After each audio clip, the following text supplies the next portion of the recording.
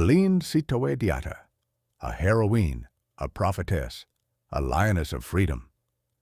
In the heart of West Africa, where the Atlantic waves crash against the shores of Senegal, rose a young woman whose spirit burned brighter than fire. Her name? Aline Sitoé Diatta, the Joan of Arc of Senegal. A woman who dared to stand against the French Empire, armed not with guns but with faith, courage, and the will of her people. The birth, Aline Sitoé Diatta, was born in 1920 in the small village of Cabrousse in the Casamance region of Senegal. Orphaned at a young age, she grew up with her uncle, but her destiny was far greater than anyone could imagine. As a child, villagers whispered about her visions, her strength, and her unshakable spirit. Some even believed she was chosen by the ancestors, destined to guide her people through a storm of oppression. At that time, Senegal was under the iron grip of French colonial rule. The French forced people to abandon their traditions, taxed them heavily, and demanded their men fight in European wars. But the breaking point came during World War II.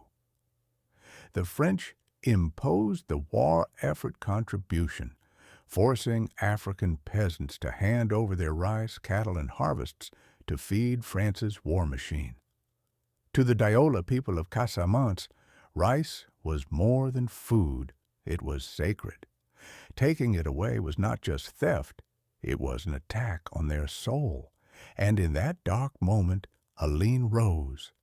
Aline began to preach that her people should reject the French orders, refuse to give their rice, and return to their ancestral traditions. She told the people, "Return to the land, honor the spirits, refuse the tyranny." Her words spread like wildfire across Casamance. To the villagers, she was not just a woman, she was a prophetess, a warrior, a lioness guiding them through colonial darkness. But to the French authorities, Aline Sitoé Diatta was a threat, a dangerous spark that could ignite rebellion across Senegal. She organized resistance in Cabrousse and surrounding villages, urging people to withhold their harvests and defy French orders. Imagine this, a young woman, barely in her 20s, standing before crowds, declaring that no foreign power had the right to take the lifeblood of her people. The French struck back hard. They raided villages, arrested leaders, and used intimidation to crush the movement. But Aline refused to bow. Even under pressure, she never gave up the fight for dignity. In 1943, French authorities finally captured her. Betrayed and handed over, Aline was arrested in Ziguinchor. But even in chains, she did not plead. She did not break.